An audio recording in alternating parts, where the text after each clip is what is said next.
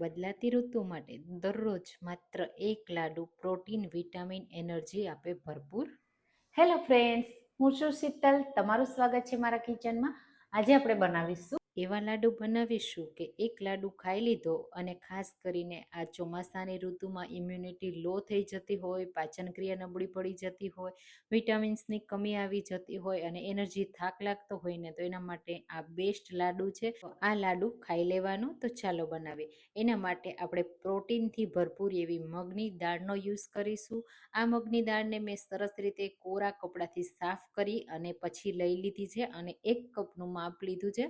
તો એને આપણે પાવડર કરવાનો છે. એટલે જો તમારી પાસે મગની દાળનો લોટ હોય તો તમે ડાયરેક્ટ એનો યુઝ કરી શકો છો.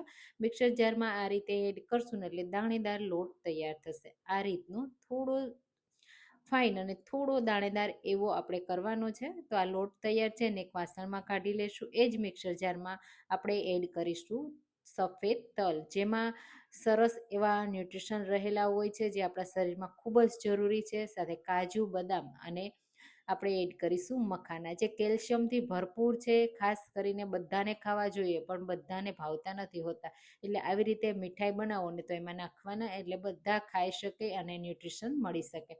આ રીતે આપણે એનો પાવડર નથી કરવાનો, પણ એકદમ ફાઇન પણ નહીં અને થોડો આ રીતનો દરદરો રાખવાનો છે. હવે બધી વસ્તુ તૈયાર થઈ ગઈ છે. તો આપણે એને શેકવા માટે લઈ લઈશું. જો તમારી પાસે મગની દાળ પહેલેથી જ શેકેલી હોય ને, તો તમારે આ સમયે આ લોટને ઓછો શેકવો પડશે. હવે અહીંયા મેં 3 ચમચી ઘી એડ કર્યું છે અને આપણે એમાં એડ કરીશું મગનો લોટ, એટલે મગની દાળનો લોટ, અને એને સરસ રીતે શેકવાનો છે. ગોલ્ડન કલર આવી જાય, દરેક દાણો સરસ એવો શેકાઈ જાય ને ત્યાં સુધી શેકવાનો છે. તો તમે મગની દાળના આ લાડુ જો ચોમાસાની ઋતુમાં દરરોજ નાના બાળકથી લઈ મોટા બધા ખાઈ લેશે, તો આખો દિવસ તમને થાક નહીં લાગે, સાંધાના દુખાવા, માથાના દુખાવા, તેમ છતાં જો તમારા વાળ ખરતા હોય, તમારી સ્કિન ડલ થઈ હોય, તો એના માટે બેસ્ટ છે. અને ખાસ કરીને એમાં ભરપૂર માત્રામાં કેલ્શિયમ, પ્રોટીન રહેલું હોય છે. તો જરૂરથી ખાવા જોઈએ. એટલે આખો દિવસ તમારી ઇમ્યુનિટી બૂસ્ટ કરશે, એનર્જી ભરપૂર આપશે. તો તમે આવા એકદમ ઇન્સ્ટન્ટ બનતા મગના લાડુ ક્યારેય ટ્રાય કર્યા છે કે નહીં, મને કમેન્ટમાં ચોક્કસથી કહેજો. અને હા, તમે મારી રેસીપી કઈ સિટીમાંથી જુઓ છો ને મને જરૂરથી કહેજો. અને આવી ચોમાસાને લગતી હેલ્ધી રેસીપી જોવી હોય ને તો પણ કહેજો, હું તમારી સાથે શેર કરીશ. તો અહીંયા તમે જુઓ, લોટને શેકાતા 5 મિનિટનો સમય લાગ્યો. એકદમ દાણેદાર થઈ ગયો, થોડો ગોલ્ડન કલર એવો આવી ગયો. અને તમે જુઓ, હવે તમને ઘી પણ થોડું, એટલે એકદમ ઘી પણ નહીં દેખાય, પણ થોડું આ રીતનું તમને ડાર્ક કલર દેખાશે. બસ ત્યાં સુધી આપણે શેકવાનો છે. આ રીતે બધું સરસ એવું દાણેદાર શેકાઈ જાય ને ત્યાં સુધી. પછી આપણે વધારે એને શેકવાની જરૂર નથી. આગળ પણ હજી આ લોટ શેકાશે. અને જો તમે મગની દાળ ન ખાતા હોય તો એમના બદલે તમે ચણાની દાળનો યુઝ કરીને પણ લાડુ તૈયાર કરી શકો છો. હવે જે આપણે મિશ્રણ તૈયાર કર્યું ને, એને પણ આપણે કાચું જ લીધું હતું, કોઈ વસ્તુ શેકીને નહોતી લીધી. એટલે આ સમયે આપણે એને પ્રોપર શેકવાની છે. જો એના પ્રોપર તમે શેકશો ને, તેના ન્યુટ્રિશન બધા એક્ટિવ થશે અને આપને મળશે. તો બસ આ રીતે ગેસની લો ટુ મીડિયમ ફ્લેમ ઉપર અથવા તો લો ફ્લેમ ઉપર તમે રાખી અને શેકી શકો છો. જેમ જેમ તમે શેકતા જશો ને, એમ એનો કલર ચેન્જ થતો જશે, સાથે શેકાવાની સરસ એવી સુગંધ આવવા લાગશે. તો પહેલેથી જ તમારી પાસે બધી વસ્તુ શેકેલી હોય તો આ સમયે માત્ર તમારે ઘી સાથે મિક્સ કરવાની જ છે. આ રીતે તમે જુઓ, સરસ રીતે આપણે શેકી લેવાની. જે મગની દાળનો ઝીણો લોટ હશે ને, એમાં થોડા લમ્સ બનશે, એમની નાની નાની ગાંઠો બનશે. એટલે આ રીતે થોડી બ્રેક કરતી જવાની અને પછી શેકતું જવાનું. હવે એડ કરીશું આપણે નાળિયેર પાવડર. જો તમને પસંદ હોય તો એડ કરવાનો, નહીંતર સ્કીપ કરવાનો. નાળિયેર પણ ખૂબ જ ગુણકારી હોય છે. ખાસ કરીને આપણે વાળ માટે બેસ્ટ હોય છે. જેમને વાળ ખરતા હોય, પ્રોટીનની ઉણપ હોય ને, એમને આ લાડુ જરૂરથી ખાવા જોઈએ, જેના લીધે તમારા વાળ અને સ્કિન તો બહુ જ સારી એવી થશે.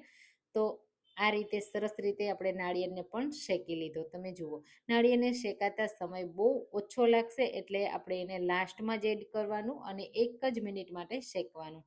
આ રીતે બધું સરસ એવું શેકાઈ ગયું. તમે જુઓ, છૂટું છૂટું થઈ ગયું છે. તો આપણે એને બીજા ગેસ ઉપર રાખી દઈશું.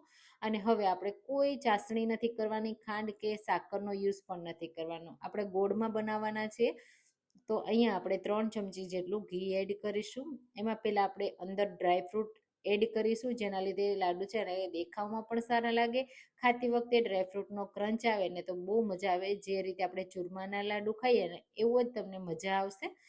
તો થોડા અહીંયા મેં કાજુ, બદામ અને કિસમિસ લીધા છે. તમે જે પણ પસંદ હોય એ ડ્રાયફ્રૂટ લઈ શકો છો. આ રીતે બધા ડ્રાયફ્રૂટને સરસ એવા ઘી સાથે રોસ્ટ કરી લેશું અને પછી એક વાસણમાં કાઢી લેશું.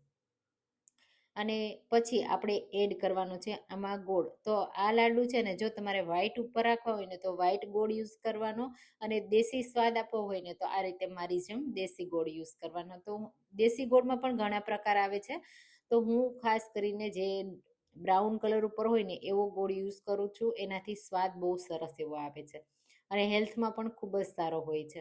હવે અહીંયા ગોળ એડ કર્યા પછી આપણે તરત જ ગેસની ફ્લેમ બંધ કરી દેવાની છે અને ગોળને માત્ર મેલ્ટ કરવાનો છે. અહીંયા ચાસણી નથી કરવાની, આ વાતનું ખાસ ધ્યાન રાખજો. નહીંતર લાડુ છે ને એક દિવસ રાખ્યા પછી કડક થઈ જશે, કારણ કે જેમ ગોળ સુકાશે ને એમ લાડુ કડક થઈ જશે. એટલે ચાસણી નથી કરવાની, માત્ર લાડુને બાઇન્ડિંગ આવે એટલા માટે જ ગોળને આપણે મેલ્ટ કરવાનો છે. હવે અહીંયા લાડુ બનાવતી વખતે 2 થી 3 વસ્તુનું ધ્યાન રાખવાનું છે, એ હું તમને આગળ કહીશ. પહેલાં આપણે ગેસની ફ્લેમ બંધ રાખવાની છે અને ગરમ પેન છે અને ગોળ પણ એકદમ ગરમ છે ત્યારે જ આપણે તરત જ મિક્સ કરવાનું છે. તો થોડી સ્પીડ રાખવાની મિક્સ કરતી વખતે, એટલે ગોળ એક જ જગ્યાએ જામી ના જાય, બેસી ના જાય અને એક સરખું મિક્સ થાય.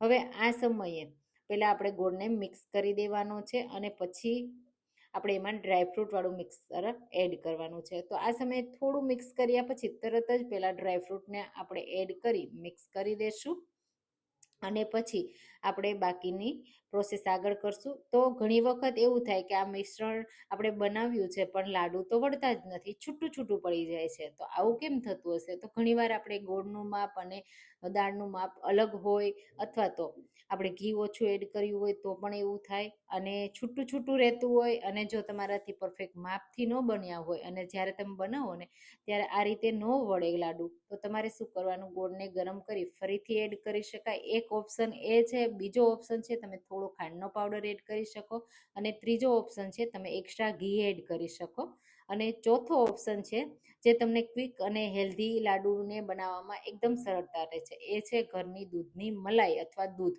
તો 2 ટેબલ સ્પૂન જેટલું એડ કરી દેવાનું ગરમ હોય ને ત્યારે, અને પછી સરસ રીતે મિક્સ કરી લેવાનું.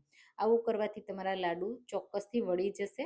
તો આ રીતે હાથથી ઘી લગાવી અને સરસ એવા લાડુ વાળી લેવાના. તો અહીંયા પરફેક્ટ માપ સાથે મેં લાડુ બનાવ્યા છે ને, તો લાડુ વળી જાય છે. જો તમારે લાડુ ન વળતા હોય તો આ 4માંથી કોઈ પણ એક ટિપ્સનો ટ્રાય કરજો, ચોક્કસથી વળી જશે. તો હવે ગરમ મિક્સર હોય ને હલકું, ત્યારે જ આપણે એને આ રીતે બંને હાથથી પ્રેસ કરી અને લાડુ વાળી અને રેડી કરી લેશું. તો તમે જુઓ આ રીતે કરવાનું, અને જેવડી સાઈઝના તમારે લાડુ બનાવવા છે ને એવા બનાવી લેવાના. આ રીતે બધા લાડુ વાળી અને તૈયાર કરી લેવાના. પછી આ લાડુને આપણે બહાર 15 થી 20 દિવસ, શું મહિનો સુધી રાખશો તો પણ ખરાબ નહીં થાય. એની પહેલાં તો પૂરા જ થઈ જશે, કારણ કે ટેસ્ટી જેટલા છે બધાને ભાવશે. તો તમે જો આવા હેલ્ધી મગ દાળ અને ઘણા બધા ન્યુટ્રિશન ભરેલા આ લાડુ ન બનાવ્યા હોય તો આ રેસીપી ટ્રાય કરજો. મારી રેસીપી પસંદ આવી તો લાઈક કરવાનું તો ભૂલતા જ નહીં. Thank you.